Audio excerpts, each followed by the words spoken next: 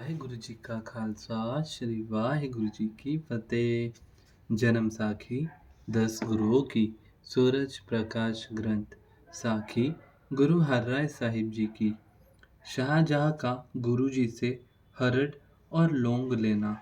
दिल्ली के बादशाह शाहजहाँ के बड़े बेटे का नाम दारा शिकोह था।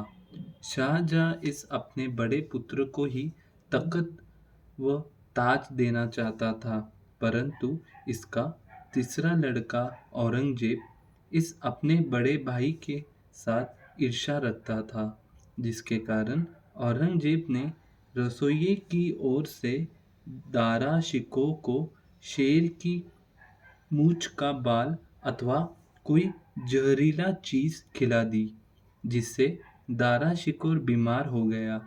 बादशाह ने बहुत इलाज कराया, परंतु दारा शिकोह को किसी दवाई से आराम नहीं आया। तदुपरांत शाहजहां ने देश के सारे प्रसिद्ध हकीमों को बुलवाकर पूछा। तब उन्होंने दारा शिकोह की बीमारी को देखकर बताया कि अगर एक लौंग जिसका वजन एक मासा और एक हरड़ा जिसका वजन 14 सिरासी 10 तोले हो रगड़कर शहीजादे को दिया जाए, तब शेर का बाल अथवा कोई ऐसा जहरीला चीज बाहर निकल जाएगी और शाहजहाँ स्वस्थ हो जाएगा। धन गुरु नानक। यह दोनों चीजें हकीमों के बताए वजन के अनुसार ढूंढ कर लाने के लिए बादशाह ने सारे देश में अपने आदमी भेज दिए, परंतु यह चीजें कहीं से भी न मिली। बादशाह को चिंतातुर देखकर वजीर खां ने बताया, बादशाह सलामत, मुझे किसी सिख के पास से पता चला है कि यह दोनों चीजें इस मात्रा की गुरु नानक जी के गद्दी के ऊपर इस समय बैठने वाले गुरु हरराय जी के पास किरतपुर में है। अगर आप चाहें तो उनसे मंगवा ले। बादशाह ने अपने 2 अहिलकार गुरुजी के पास चिट्ठी देकर भेजे और प्रार्थना की कि अगर यह दोनों चीजें दे दो तो आप जी की बड़ी कृपा होगी। बादशाह की चिट्ठी पढ़कर गुरुजी ने अपने तोशखाने में से हरड़ और लौंग मंगवाकर बादशाह के अहिलकारों को दे दी। धन गुरु नानक। जब यह दोनों चीजें रगड़ कर शाही हुक्म ने दारा शिकोह को दी तो वह थोड़े ही दिनों में स्वस्थ हो गया। बादशाह और उसके दरबारी ने गुरु घर की बहुत महिमा की। धन गुरु नानक। एक माई की श्रद्धा पूरी करनी। एक वृद्ध निर्धन माई की श्रद्धा थी कि गुरुजी उसके हाथ का तैयार किया हुआ भोजन खाए, तब वह सौभाग्यशाली होगी। यह सोचकर वह बहुत समय सोचती रही। उसने मेहनत मजदूरी करके कुछ पैसे भी जोड़ लिए और इन पैसों का गुरुजी के भोजन के लिए रसद भी तैयार करके रख ली।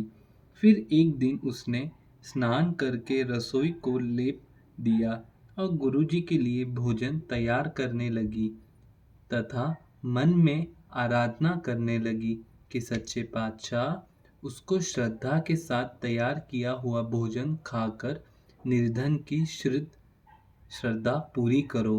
तदुपरांत 2 रोटियां तैयार करके उनके ऊपर घी चीनी डालकर एक साफ कपड़े में लपेटकर गुरु दरबार की ओर चल पड़ी। रास्ते में विचार करती जा रही थी कि वह गुरुजी को इस तरह कपड़े में लपेटा हुआ भोजन किस तरह देगी। उधर अंतर्यामी बादशाह गुरुजी ने माई के अनंतम की प्रार्थना सुनी और उसकी श्रद्धा को अनुभव करके दीवान से उठकर जल्दी जल्दी घोड़ा तैयार करवाकर शिकार के बहाने उधर को चल पड़े, जिधर से माई गुरु गुरु का जाप करती हुई आ रही थी। जब माई ने देखा कि गुरुजी कुछ सिखों के साथ घोड़े पर सवार होकर आ रहे हैं, तो वह एक तरफ खड़ी हो गई।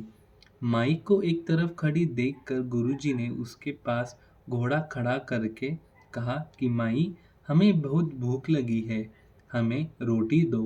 यह वचन सुनकर माई ने कपड़े में लपेटी हुई रोटी दोनों हाथों से गुरुजी के आगे कर दी। धन गुरु नानक।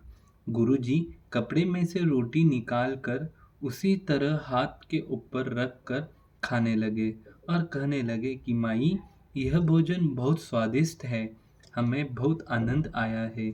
गुरुजी के यह वचन सुनकर माई गदगद हो गई और प्रेम से उसकी आंखों में आंसू आ गए। धन गुरु नानक। भोजन करके गुरुजी ने माई को कपड़ा वापस दे दिया और वचन किया कि माई, तू निहाल हो गई है। तब माई को अंदर बाहर की सुध हो गई। माई गुरुजी के चरणों में माथा टेक कर उनकी स्तुति करती हुई अपने घर को चली गई। धन गुरु नानक। वाहिगुरु जी का खालसा, श्री वाहिगुरु जी की फतेह। धन गुरु नानक। धन गुरु नानक।